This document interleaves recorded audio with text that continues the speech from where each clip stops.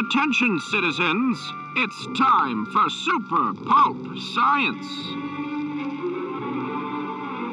This is Super Pulp Science, where we talk about how genre gets made. I am GMB Kamichuk, a working illustrator and writer, interested in telling you all the things I regularly get wrong. Joining me today, my long-suffering co-host, Justin Curry, known the world over as Chasing Artwork, our co-conspirator, Dr. Jonathan Ball, and Lyndon, Radchenka, writer and creative powerhouse, soon to eclipse all three of us in one fell swoop. Gentlemen, it has come to my attention that a year ago, on this date, Not even close. sometime close to this date, It's been a month of this date. It's been a even year more of than this that. date. Yeah, A a year month of and a this bit. with the accuracy that we've come to expect from the dates and times of this podcast, sometime around now, last year, we tried to hold ourselves accountable by doing a year-end review as we approach December and the cold months and New Year's just around the corner. We talked about what we had done with our time and what we planned on doing with our time as creatives, and we sent ourselves little messages in the bottle. Dear listener, we'll figure out a way to name in our show notes that podcast so it's easy for you to find it.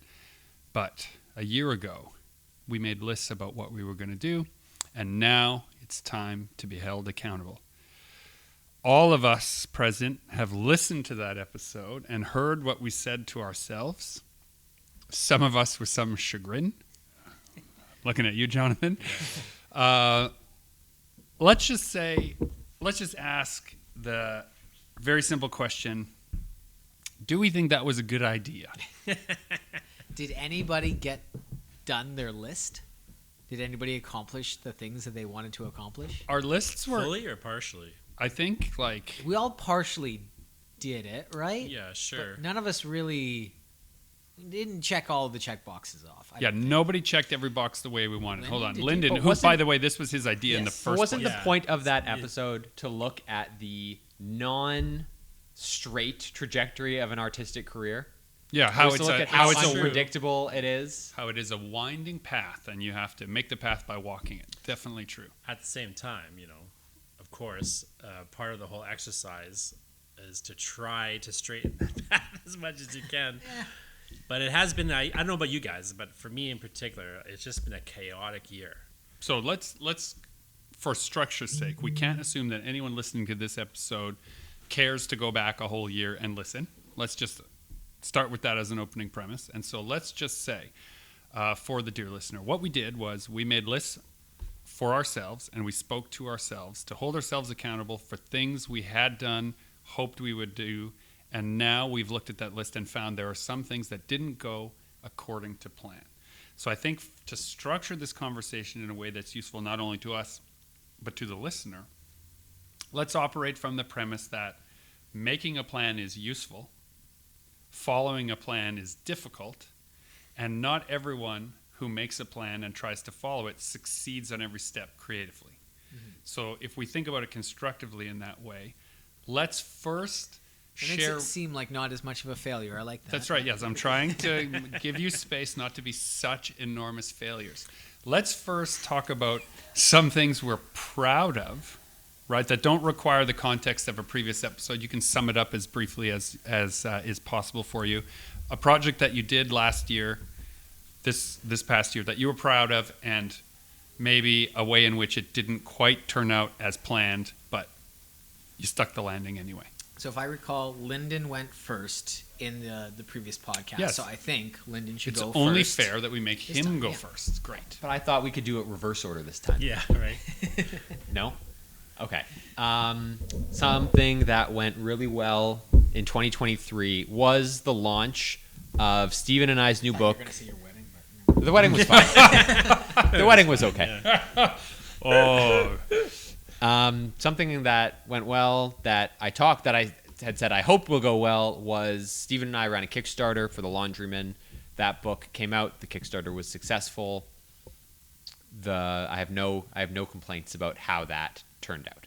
So you wrote, and with your collaborator, had illustrated a complete graphic novel length collection of comics called The Laundryman. It's sitting now on our bookshelf with its wonderful gold foil, and you did it. You had planned to do it. You did it. You fulfilled. Hooray.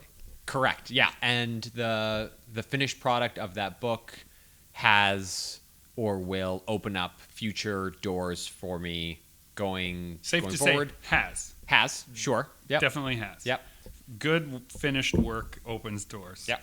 Period. Yep. All right. What about you, Justin? What's something that you're proud of?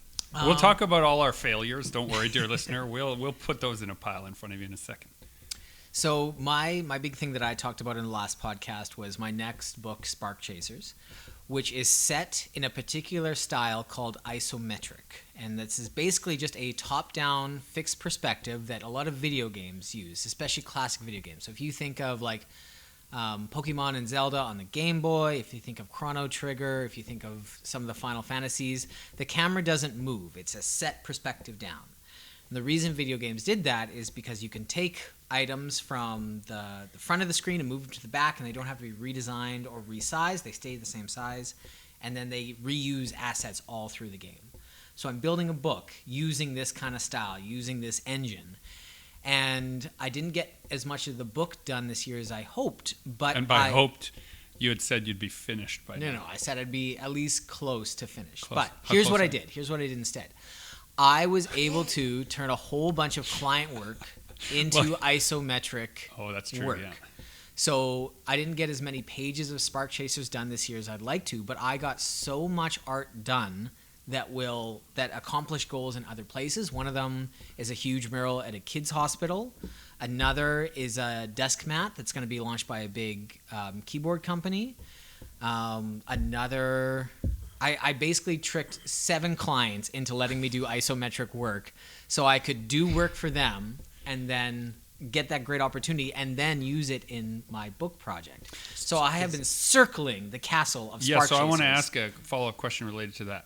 Was this because you wanted to refine and hone your skills, and by then offering it to a client in the pitch to say, oh, one thing I could do is do it as an isometric, you knew then you'd build assets that would be yours to reuse as necessary? Not only that, but for that client, I have a bunch of assets that I've built for the book and for other clients that I can use in their project. Right. So suddenly, what looks like 100 hours of work was only 20 hours of work because all those little assets were built for other projects Right. or the book. It was the Chasing Art with Lego set. Yes. Yeah. Yeah. Just to clarify for people listening, and as I understand, what's happening here is you built basically a image that you can take apart and you can reskin it. Yeah. It's not like you got Mickey Mouse. You didn't do Mickey Mouse, but like as an example, it's not like you built Mickey Mouse for a client and now you're going to use Mickey Mouse.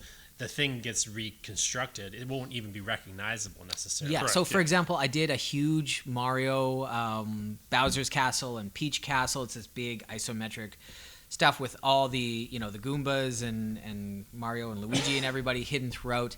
And there's the classic question mark gold boxes that Mario jumps and coins or mushrooms come out of. So that golden box I will make gray so it looks like it's stone or concrete, and I'll get rid of the question mark, and now I have a good cube that I Stone can block use. to build out of. Or, to reference Mario, I'll use a different kind of exclamation mark or something on that, so people who are gamers will recognize, that's a Mario cube, but it's not quite a Mario cube. Right. And use that in my book, which is based on video games. Golf clap? Golf clap. I like to call that kind of strategy double tasking, where you're doing one thing, but it kind of is at the same time multiple things, which I Yeah. always think is a brilliant strategy whenever you can pull it off. Recycling. We call it recycling Yeah, we at should the call studio recycling a in the lot. studio, yeah. Or handing in your homework in twice, right? Yeah. So that has kind of been, like listening to the podcast, I thought I'd be much further along in the book. And like the book has, to quote Sam Biko, it has been 80% thinking about it.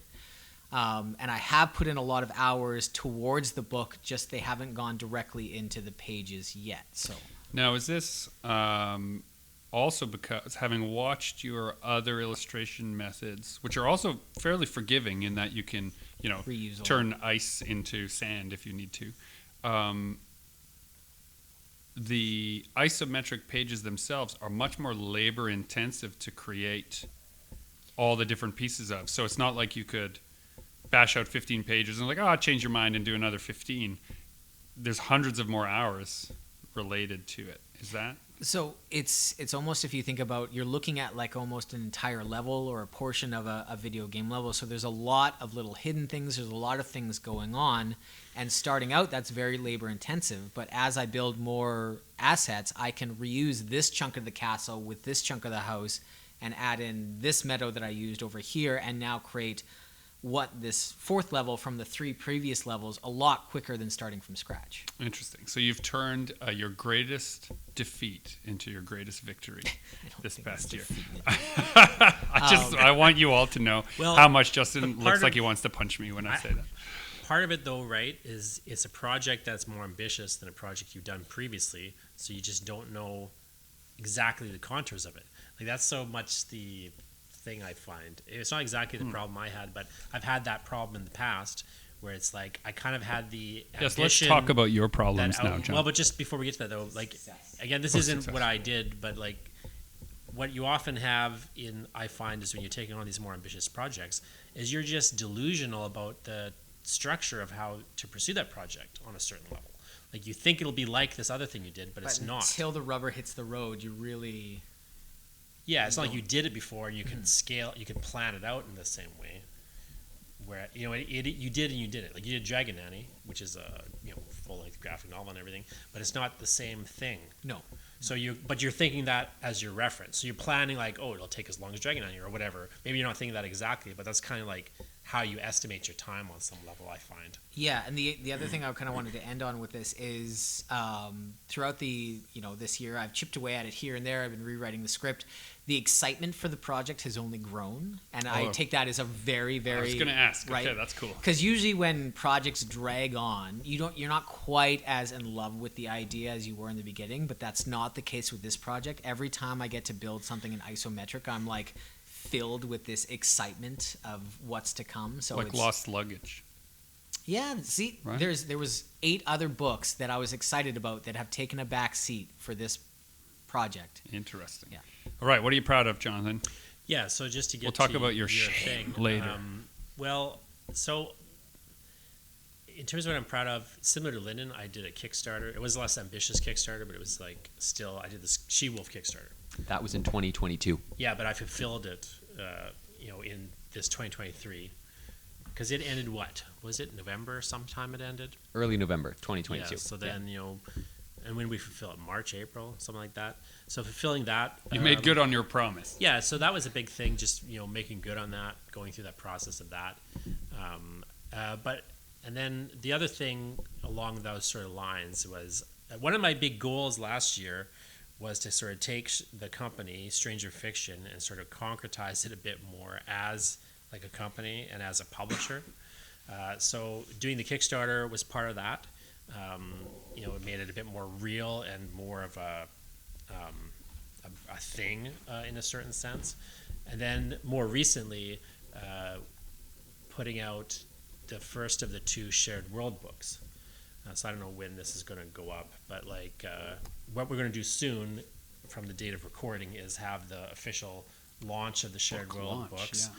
So this is a project that me and Gregory and 2 other authors, James Gillespie and Chadwick Ginther, we kind of put this project together where we're sort of all working in the same fantasy, sword and sorcery stories set in a shared world. And dear listener, we had promised ourselves last year that we would do this, and so this is a personal victory. Did we promise it on the podcast? Yes, we did. Okay, so we did. So that I couldn't remember if we did it on the podcast, but yeah, that was a big. So putting out not just that book, that anthology, but also Chadwick's book, which is one where I'm more arm's length and really acting like a real publisher on a certain level. Like your Moon Patrol was sort of like that. Yeah.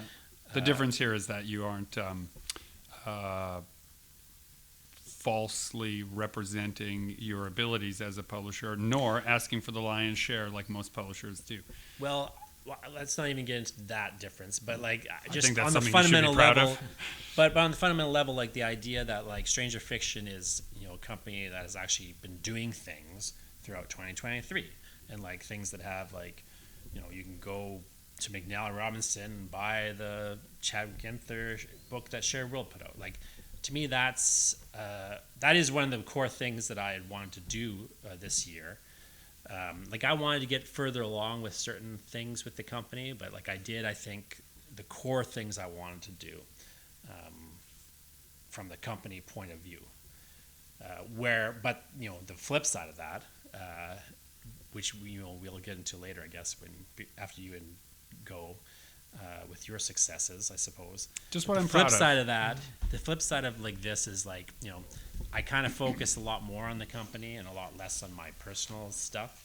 So all the personal goals have sort of derailed completely. In part because I made the company the thing on a certain level.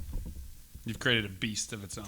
Well, I'm in the process of trying to build the beast. It's not enough of a beast right now is the problem on a weird sort of level, but we'll get into that more Hatchling later. of a What monster? Yeah, like if you were putting the monster together, do you think it has a brain? Is it missing the brain or the heart? It's missing the brain right now. Yeah, it has a lot of heart. It's got a lot of heart. A lot of heart, But it it needs a needs brain. like that brain.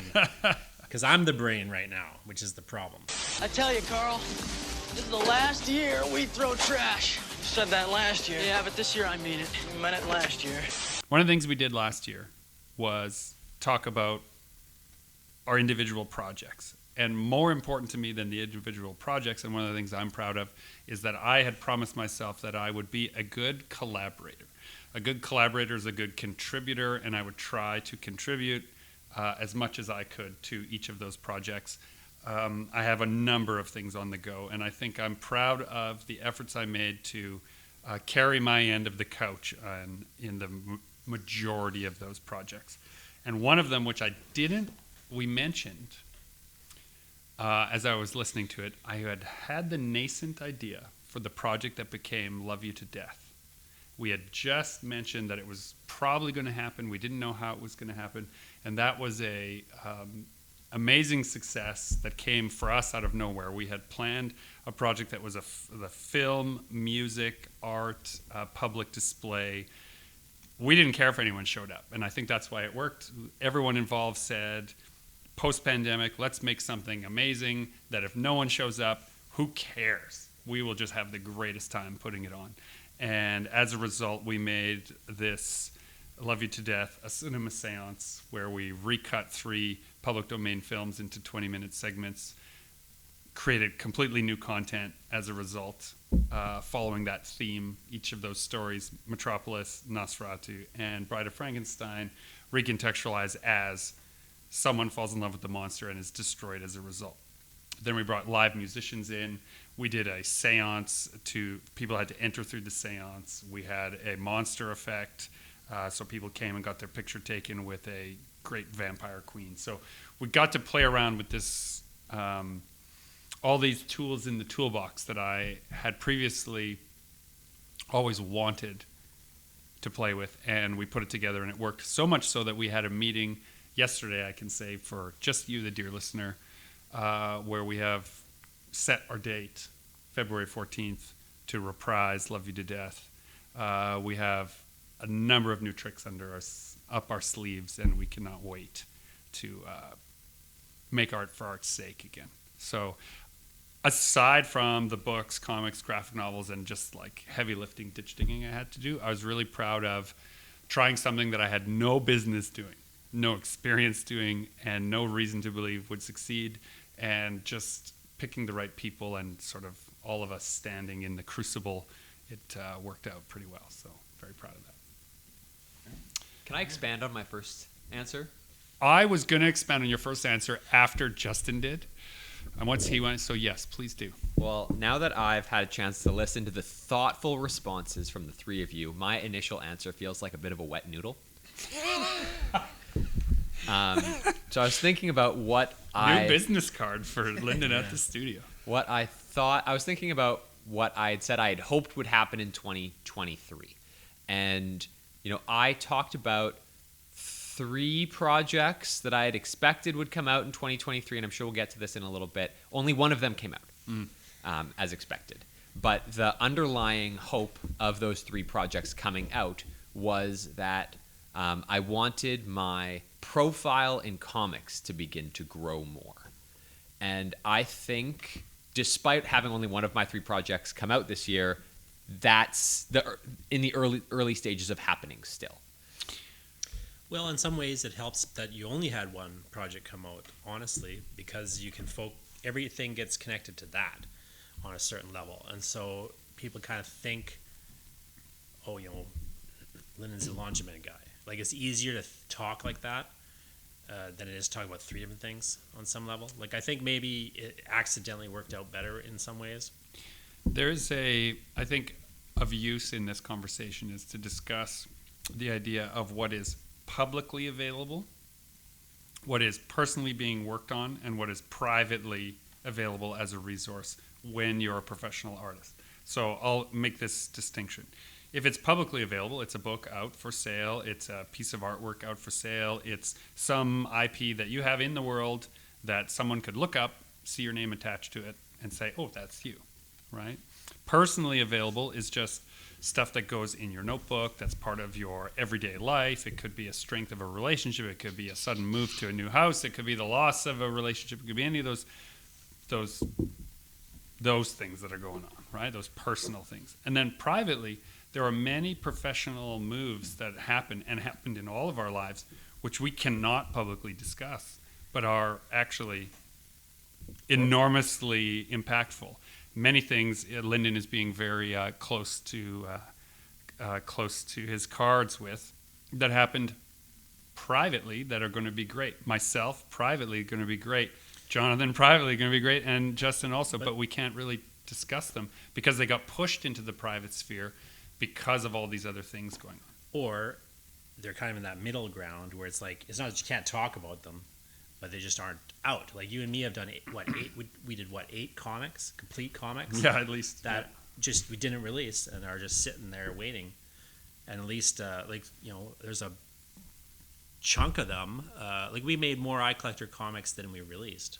Yeah, by a long way. Yeah. But we can talk about it. But like, what good is it to talk about on a certain level? You can't get that comic right now. Yeah. But you will, and I think that's some of our best work. Like one thing that's been kind of frustrating to me this year a little bit on some level, though not really, is like I feel like I've done my best work this year, but nobody has seen any of it. Yeah, absolutely true. Okay, You know what I mean? so But it'll let's happen. call this portion of the episode the you can allude to it, but you can't name it portion. So anything that you guys want to talk about where we're going to keep it brief so that it isn't like this long, salacious tease, but anything that you think is good, talk about it as much as you can, share anything that you're proud of that comes from that private section, right? Is there a hidden something that you're proud of that you care to mention in some way for the dear listener's sake, to encourage them that things don't always go according to plan? Well, I already talked about mine, the Eye Collector stuff that we have been doing in the background. I think when it comes out, like that's going to blow people's minds. It's some great work. Well, thanks for saying so. I think you did a good job too. Well, like your art in issue 11 in particular, like that, or was it 11 or 10? The one with 10 with the maze. Oh yeah, 10. Like that looks amazing. No pun intended. So, but this isn't. So I'll make a allusion now. So I had mentioned this qualifies as private. Like can't really name it too much. I named my collaborator, Kristen Ciccarelli. That project is in orbit. I think of it. It is placed with an agent. Can't name it. Can't talk about what it's about. The agent is circulating it around, and we got a whole bunch of no's. And those no's are really important because now I know who doesn't want it, and we're slowly circling around, and who might want it. And those no's increase the profile of the project because every time an agent takes a big work from names much larger than myself, like Kristen's, to a publisher, those people talk and they begin to mention to other people, oh, have you seen the so-and-so project, which is moving around, right? It starts to float around. So that is excruciatingly long, those processes.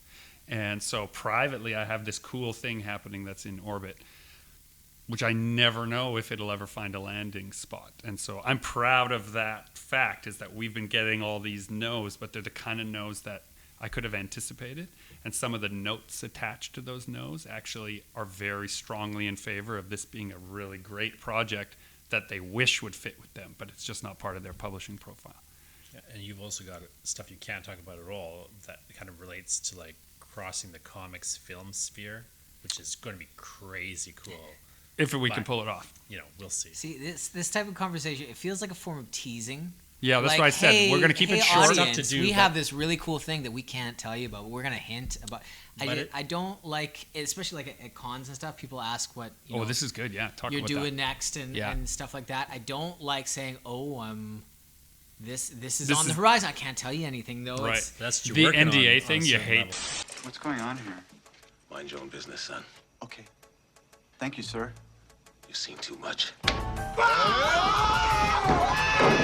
rather than have this conversation, I would like to. What do you think people are expecting out of us for the next year? Oh, that's good. Your audience, the people that see you at shows, that are following you on social media, what do you think they expect out of you in 2024? That's in a way I try to avoid I have a thinking about that dangerous question completely. or dangerous answer to that question, because I tend to not give my audience what they expect. Like when I came out with Automatic Age, they thought, your next thing's going to be a science fiction book. Wasn't, right? Then I did a horror thing. Your next thing must be a horror thing. Wasn't, right? And then the thing after that, right? Did people expect that we would focus on a sword and sorcery project? No.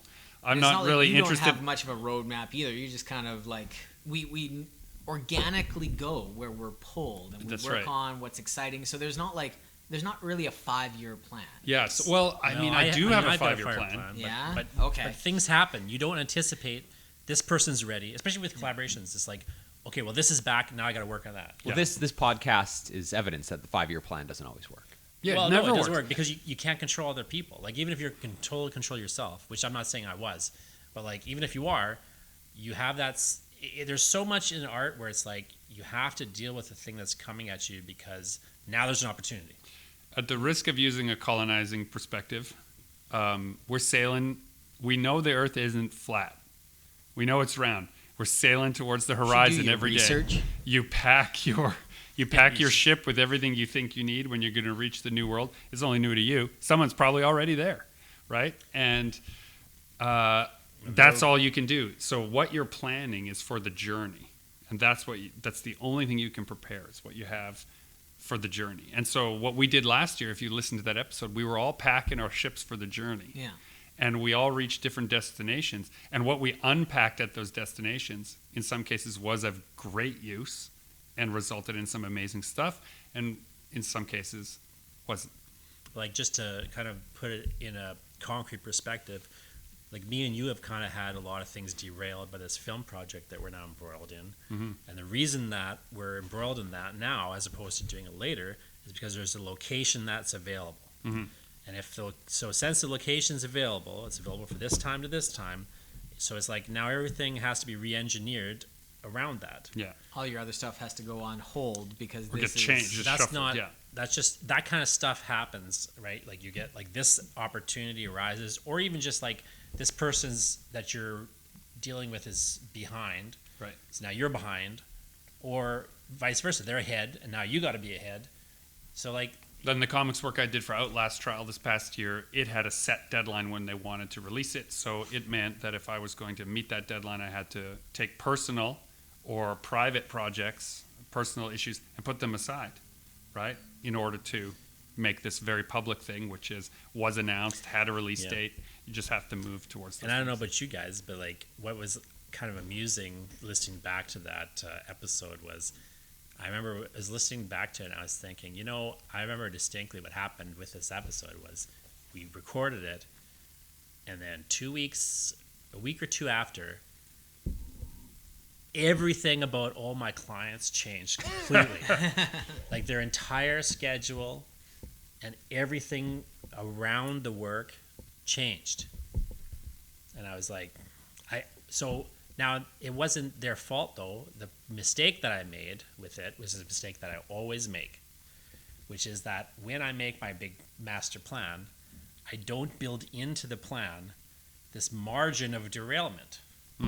Like, you know what I mean? Like, if something's going to take you 2 hours, you don't plan to do it within 2 hours. You plan to do it within 3 hours. So then, but I don't. If you're a creative person and you're listening to this and you're saying, oh my gosh, I'm glad I didn't quit my day job, because listen to these guys, they can never figure out what the hell is going on.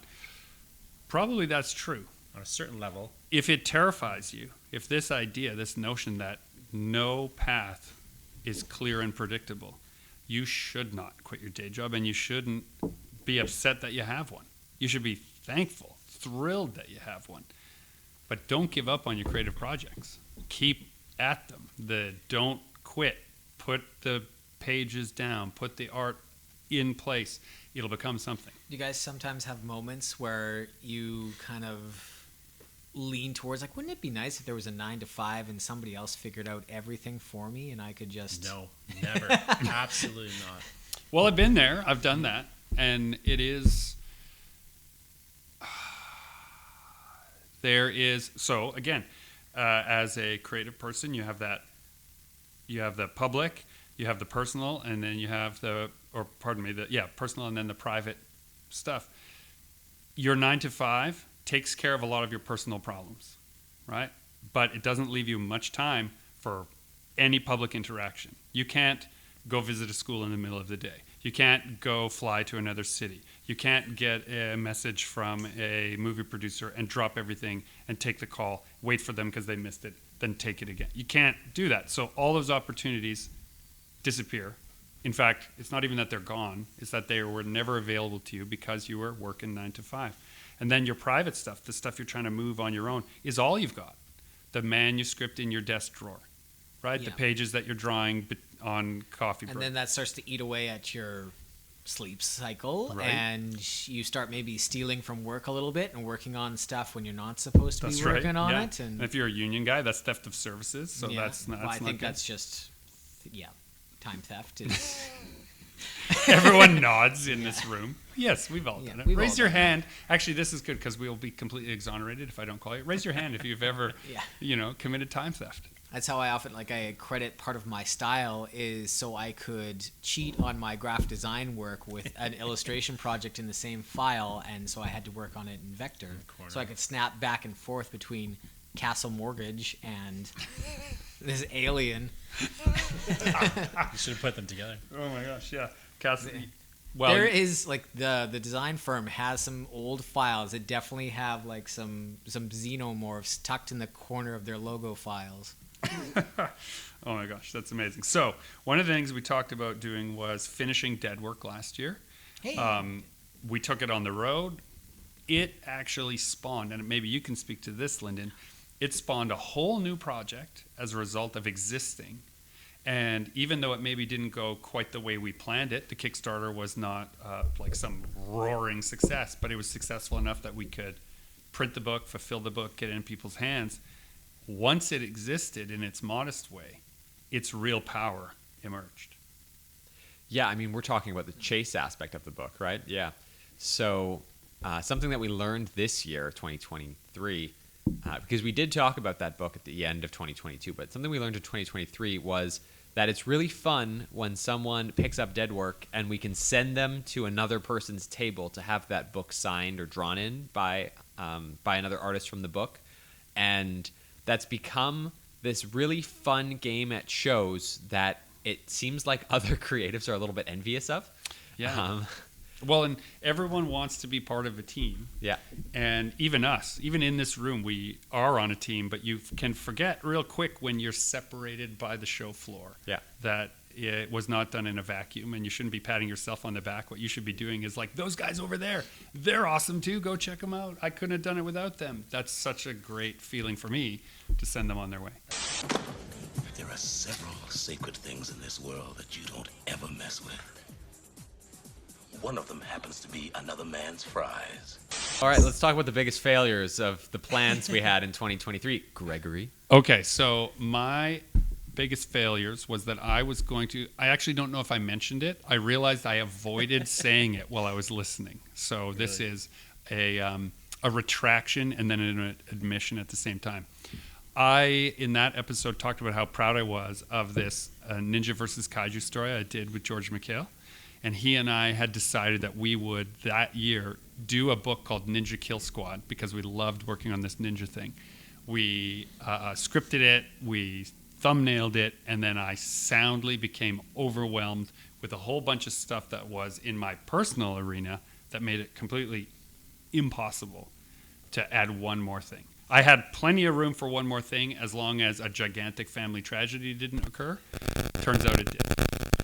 Right? So I feel really bad that I let that collaborate. And because my whole thesis was be a good collaborator, that's the one that bothers me the most. It's also the one that my son Finley is constantly asking me about because he thinks it's the coolest. And so he's like, when are you working on Ninja Kill Squad? Have you done Ninja Kill Squad? George came to stay with me while we did New York Comic Con, so of course they were talking about it a bunch. Winnipeg Comic Con. What did I say? New York Comic Con. Oh, yeah. You were at New York Comic Con. Right. You had some big adventures there.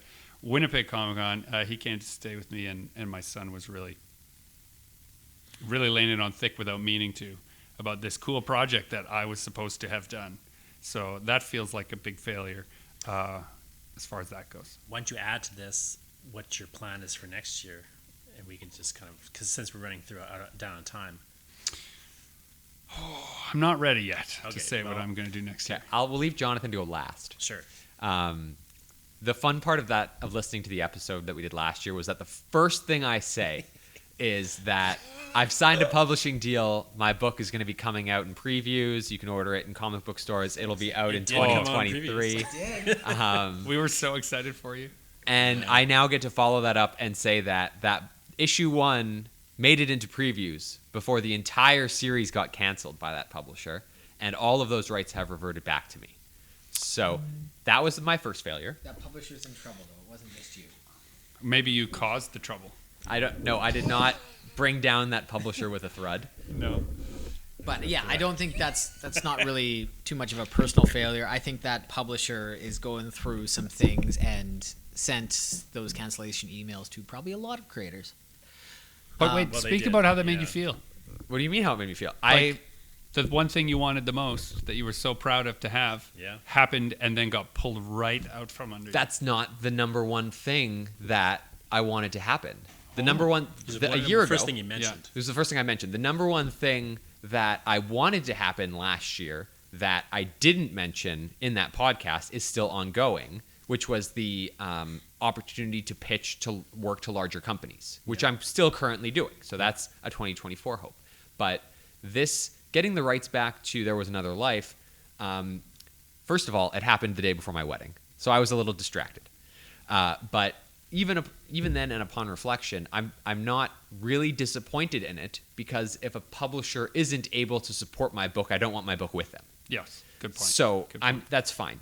I also had talked about how I hoped Zach Schuster and I's new book, Hero Man, would be coming out in 2023.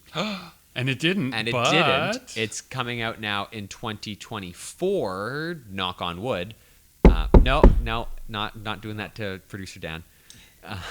But we had the 20-page teaser issue come out, and now we're going to be traveling in 2024 to Angoulême, France, to participate as part of the Canadian delegation of creatives in the Angoulême Festival de Bande Dessinée, which is essentially the international comics festival that happens in France and is the largest convention in Europe. And I get to promote my new book there, and that's a dream Kind of in amazing. itself. Yeah. So we'll call that failure a win. Yeah. Not really a failure so much as a change, the path changing right from under you. So I was kind of thinking about this. I think my failure this last year was I kept lying to myself that doing this many conventions isn't a full-time job in itself. You might think, okay, you do Comic-Cons, you're just working the weekend, and then you have the entire week to yourself. This year I think I did 23 events, maybe 24 events, with one coming up. And I thought I had enough time to work on the book, get prints ready, and maybe take on a couple of clients.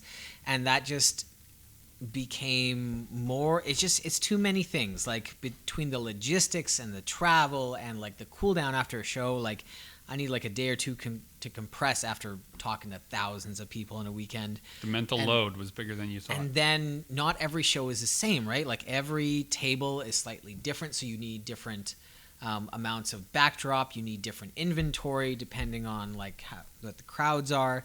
Some shows I have to ship stuff ahead or print in the city.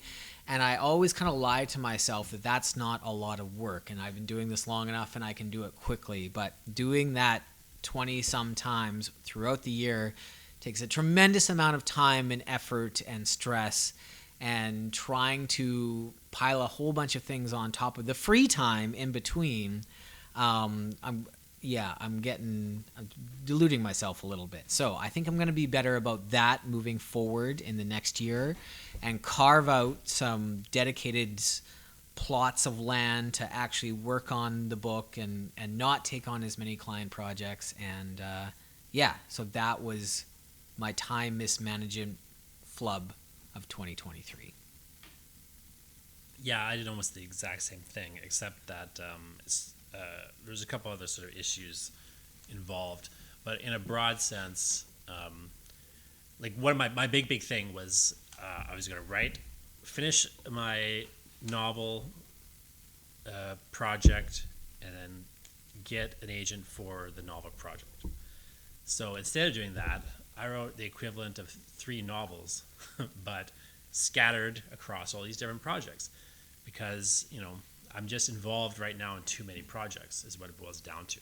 But I don't want to cancel these projects, for a lot of reasons. You and I were talking about, and I think this speaks to this, how to people outside of this field, telling someone, I've got a novel due to this person, and suddenly I have a film script that I have to get due this week, and I have to get these comics into solicitation. You're a big deal. Right? Yeah. You can't present that to most people as a complaint. No. Because that is seen as where most people would want to be, and how dare you now present that as if there's some... The way you put it was perfect, because you were saying to me, like, it's like any one thing is great, but the problem is you're doing them all at the same time. Yeah, and so it becomes a problem. But so as long as, and I'm very good at compartmentalizing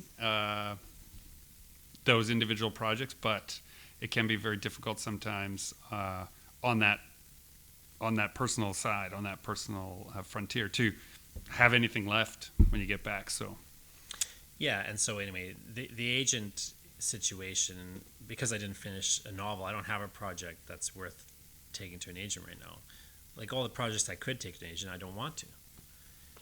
And so the ones that I do want to take, it's right now it's a quality control issue in my head. I literally have a completed novel that I could have taken to and gotten an agent with, but I refused to do it.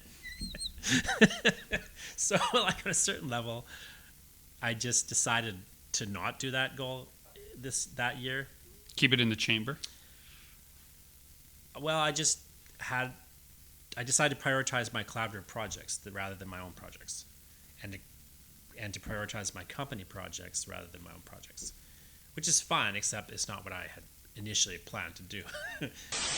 Dear John, I'm sorry things didn't work out for us. You're a sweet man, and I'll always love you. Aww. Do you think you've relied on too many people this past year? I wouldn't say that, but I just haven't had a system for dealing with all those people. Like, it's been too reactive. Like, this is done, and therefore I'm on that, I used to think we didn't have enough of a system in place until I heard Lyndon talk about working with some people, and I realized we have a pretty good system in place for getting projects done and My managed. system works great to complete a project. It doesn't work great for my mental health, because too many things come back to me. I become like a wedge, where at a certain point everything's back with me. Like, the problem with my company and how I do things is it's not a true company, because I can't leave it. Like, I can't go on vacation. I can't, like, I was on vacation, and I'm like, it all comes to a standstill at a certain point. Like it can progress to a certain point without me, but then it comes back to me at a certain point, and now it's with me, and now I got to answer this email or tell this person something or whatever, or I just got to do something. And it's like, it's not a true company in that sense, where like my joke about it is I can't die. Like the problem is I can't die. Right. The whole idea of being a corporation is that if you die, it carries on. But in this case, if it died, the corporation would die. So it's closer to where it needs to be, and I feel like a lot of it's working well. It's just, it's not quite at that place I need it to be, where it takes, it frees up my time. It's just taking my time. Like it's closer than it was last year. Like I've got more time, and I've been able to be more creative this year and to get more done on that creative side. But it's still, it's just not there yet. And the problem is, I just have too many things I'm doing, and I need to tie some of them up. Yeah, so speaking to what you were saying, Justin, I think one of the things I'm going to try and do better this year, so this is me speaking to myself a year from now. Gregory, here's what I hope you did better. Professionally, as a writer, illustrator, creative person, you have a public side and a number of relationships related to that, and a private side that leads into getting projects finished, number of relationships related to that. I hope you've prioritized those two things less than the personal layer of your life. I hope that all those personal things that are going on in and around you and your family that are not related to you didn't cause those problems, but you can help solve them. I hope you prioritized helping those people solve those problems more than you did working on your career publicly or privately. So if you're listening to this, Gregory, a year from now, and you didn't, whatever's messed up in your personal life is your own fault now. Get your shit together, Gregory. Yeah, right? Help those people. They need your help. What do you have to say to your future selves, gentlemen? Okay, so this is like 20... Time capsule. Right, okay, so end of 2024, Justin. Recognize that your ideas are better than other people's, so stop taking on their projects, because when I do it myself, I tend to make more money and be more fulfilled and less stressed. So let's do more of that, less of trying to help other people with their half put together. The direct opposite. This is why we work well together. Oh, yeah, it's perfect. Like two pieces of a puzzle. I love it. What you're missing fits. Well, when I look back at this segment last year, I think I commented on how I was going to be freshly married and how it was time to get back to work. Wedding was great. I hope this time next year I'm in a house that I own instead of an apartment that I don't own. I hope you're still married a year from now. Let's not get ahead of yourself. My wife was on this show. She sounded somewhat supportive. She did. She does like you a lot. It's weird. It's weird, yeah. A year from me now, it's so strange because if the dice roll properly, I could have some profile growing projects announced at this time. But all of that is sort of out of my control. It's other people's decision making that it'll come down to. So I can't give myself too much flack if it doesn't happen. I hope in a year, all of the projects that I've currently started, which are the next Laundryman Book 2, the ending of There Was Another Life, all of those books are finished and have a plan, whether that's they're going to be in another Kickstarter, they're coming out with a new publisher, etc. They're going somewhere. And I hope that we're enjoying working on Arcbound with Scott Snyder, Tom Hardy, Frank Thierry, and Ryan Smallman. Dire Beast too. Oh, well, we didn't talk about Dire Beast. That's a future episode. Just pick up those names you dropped there. Hey, better than I can't talk about it, but they're really big names. Right? Dan, producer Dan, who has jumped in here. I want you to know, Dan, that Lyndon should not have to apologize for an accomplishment. All right? I want to know what Dan wants to have done a year from now, and then Jonathan can go. Meat House. How's Meat House. Well, I hope to have a first draft done this year, of course. I've been working on this for a while. It's a matter of finding the time to dedicate to it. But I really do want to have it should be finished by next year. This time next year, the script. Speak to Dan. Not to It me. will be finished. I don't listen to these, you guys. Future Dan. I don't listen to these You after I will post them. now, future Dan. No, I'm not going to. You're going to have Meat House done and maybe working on a second idea, second screenplay. That I don't know what it is yet. I've got a couple of different things, but the idea is to keep writing them just for fun until something happens with it. So, Are you going to send it out? Are you going to send Meat House out and around and get it into I'm someone's just going to hands? send it to Steve. Yes, See if he wants to do Steve something says. with it. Now his We'll go name's from there. dropping. What? Now his name's dropping. I said his first name. Do you know? All right, Jonathan. Well, I already said it. I need to No, be say in it the to position Jonathan. to have a Future vacation. Jonathan, Future 1 year Jonathan, from now. You need to be able to die. You need to be in a position where at least you could take 1 week off, and the whole thing doesn't crash to the ground. How a company should work is if you go on vacation, when you come back, the company works better. I think that's a good place to end the podcast. Make it so you can't die. Yeah, You can make die. it- Can you die. Make can it die. so you can die. Well, dear listener, this has been Super Pulp Science, where we have less been addressing you as much as usual as we've been addressing ourselves. So in this, we have tried to hold ourselves accountable as we move into the next year. And if you want to take something away from this, if you had a plan that didn't go well, write down the parts of the plan that are still intact, even if they didn't get to be executed, and add them to this year's list. They're still there as assets in your creative adventure as you set sail to some new horizon. This is GMB Kamichuk encouraging you to join the fight and make comics.